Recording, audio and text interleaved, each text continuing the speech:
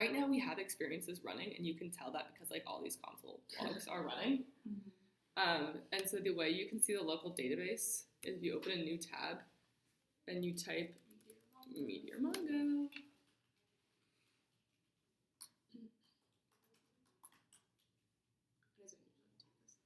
Does it usually take this on the laptop?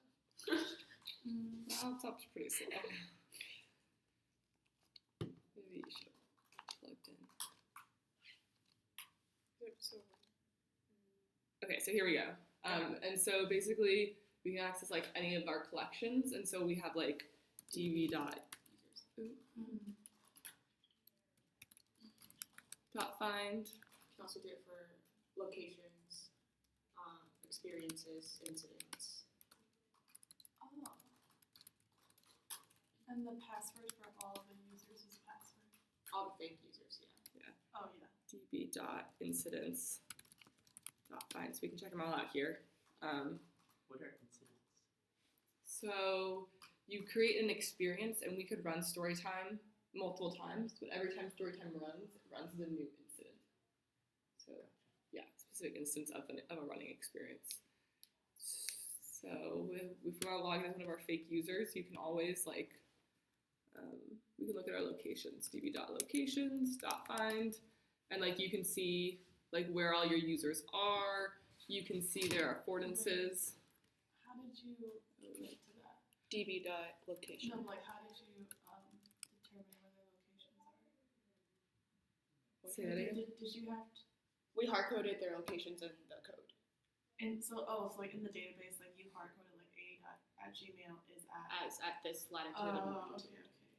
And so if we say like, say we want to like figure out, we want to log into a user who is near an Italian place, or who is nighttime, who's at a pub, you can like look at the locations to like figure out what user you want to log in as. Okay. And so say we want to log into a user who it's nighttime for. So you can like look, say, okay, like this is a user I want to log in for, it's nighttime. I'm gonna like take their user ID and figure out what user that is. So db.users.find, and now I can search for that user ID, and turns out they are b@gmail.com. So you just log in So as you can b log in as that. at gmail.com. Yeah, so we come over Yeah. here. Can you show later how exactly you hard coded it? Yeah, and so then we can like change their location. So let's make them b@gmail.com, password's password, and you sign in. And if you notice, I have like my location disabled because otherwise it would like update the b's location to my location. So just like disable location on Chrome. Yeah, so they're not participating. So now if we want to like change their location, what we can see where they are. They're like on the Lakeville. That's like fairly interesting, maybe. If we want to change users' locations, we go to localhost /admin/debug. Oh, 1 second.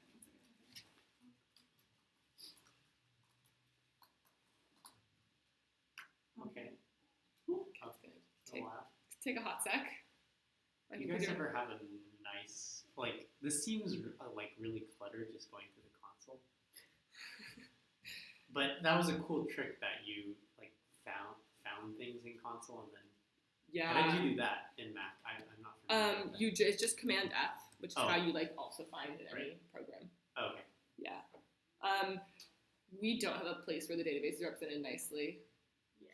I guess like theoretically you could build a front end UI for our database. if No, you I wanted. feel like there's like visual things for Mongo, just like there's Just visual like- things Oh, for like SQL. pretty like db dot. I think you can. You never found that helpful? Like prettify Mongo. I don't know anything about that. So. I think it exists, but I don't think know. you have to like copy all of that and then put it into like a site that does that and then it cleans it for you or like pretifies it for you. There very well be a better way to look at the database, but I think like we've I don't found know, like it's Tableau's interface for SQL. Like you can see all those columns really nicely Yeah. instead of just like typing it out in a terminal. like There has to be connectors like that for Mongo. there have to be. Yeah, we just haven't like Anyway. felt the need to look into them. That's good enough. Okay, so here is, we can do things like clear the entire database. So like if you're like restarting, like we currently have experiences running, we could just like clear the entire database and start over. How many That's- experiences can you have running at the same time? So many as well. We haven't, technically, yeah. so basically, okay, let's say that we cleared the database. So we're gonna stop everything running. It clears all the experiences, all the users, it just wipes everything. You get some errors. And then like everything should just pretty much stop. And then sometimes I like click it twice just to make sure. Okay, and then we can add users. So this will automatically add like A through G fake users. So if we look, db db.users.find, no users, add users. Yay! Okay, just added two of And them. with their hard coded. And then you click add locations. Bam! Now our users have locations. It's very exciting. Meanwhile, But you're pressing twice because there are only 2 users. I think you press once to add locations, and then the second time you press it, it updates their affordances. Oh, okay. Yeah, I just like found it when I pressed it twice. It worked.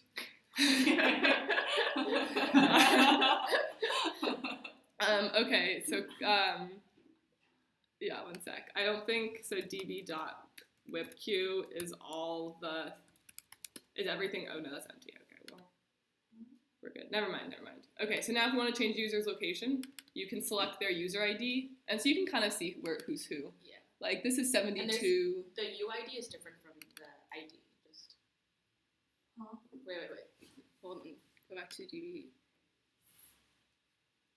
This is different from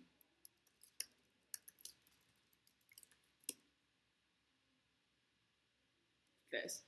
So like there's 2 different. Oh, That's what I'm saying. Okay. Yeah. UID stands for user ID, which is the ID of the user. Like, see, this matches to this user. Mm-hmm. And what's underscore ID? It's just like the ID for you, the unique identifier for whatever collection you're looking at. It's just like whatever that row is Yeah. in the database.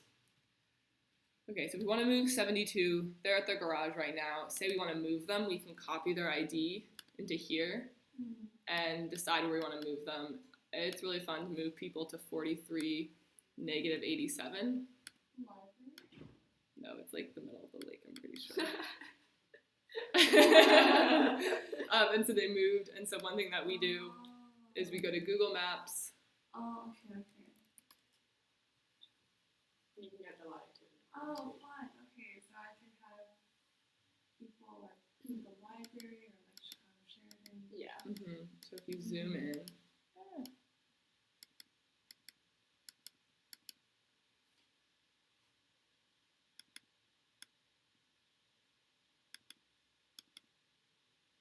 you can like click, and then you'll get this little pop-up box where you can copy it from. I find it more accurate than copying from this because this depends on your zoom level, so I'm not always like sure like where that point is.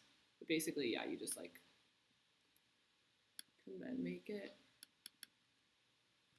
Do you find this to be pretty accurate? Like I remember I saw you once at Norbucks trying to see if you were getting paid. So one thing that's hard about like a place like Norbucks is there's like multiple levels. And so it can be tricky because you're trying to map like where Yelp thinks Norbucks is, and you don't exactly know where exactly Yelp thinks Norbucks is. So sometimes we'll look at Yelp and look at where it has its location pinned, and that can be like the back corner of Norbucks, whereas I'm seeing the front corner. So it's almost like sometimes it's like too accurate. Yeah. If you And get- also like sometimes like y'all will think that like let's say like this is a park, but like they'll think that this point is its location. But if we set, let's say like this is 20 meters, but we set it to like wait, hold on. Let's say if we like set the radius to like 20 meters, so it goes all the way to here, but we're here, it won't detect that we're in the park. Does that make sense? Which is why we've been having trouble with like using the lake velocity coordinates, because it only thinks one point is the lake velocity. So you can set a radius? Yeah, Well, that's it's, for affordances of wear. That's not related to. it's just like automatically set for everybody. Yeah. It's always the same. Yeah, so say we want to now, okay, it's trying to run an experience, and let me just stop it. Of undefined. So sometimes, when I cleared the database, it like cleared an experience that was running, but it didn't do a very good job of it. So it's still trying to run the experience.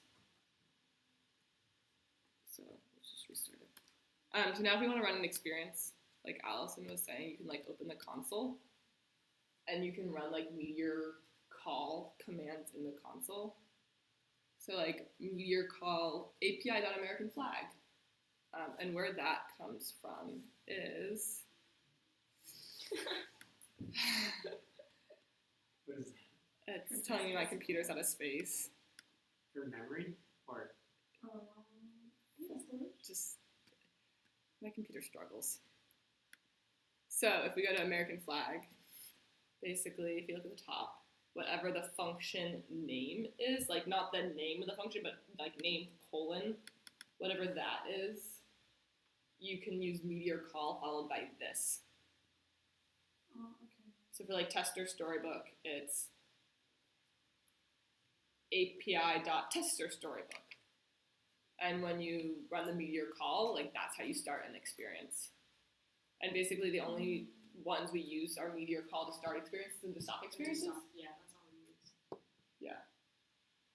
How do you stop one? Just make your Meteor call dot stop. call API dot stop and experience ID.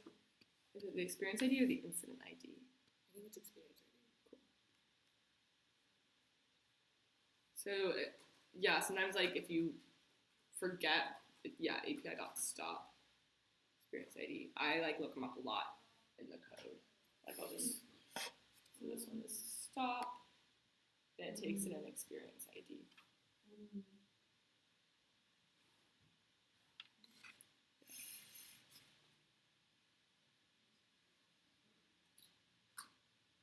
we're almost back up.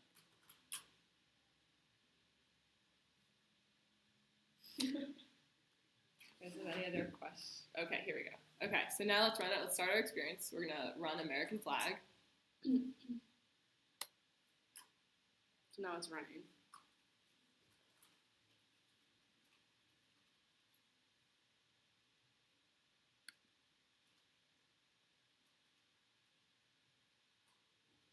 Can always go over and check.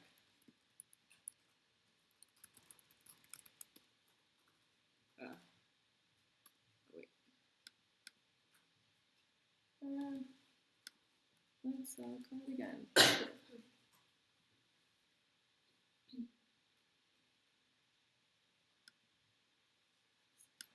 think it's just really slow.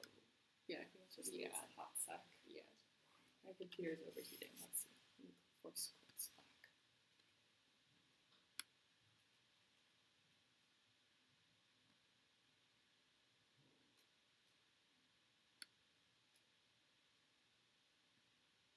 So it usually shouldn't be this slow. I think my computer just can't run.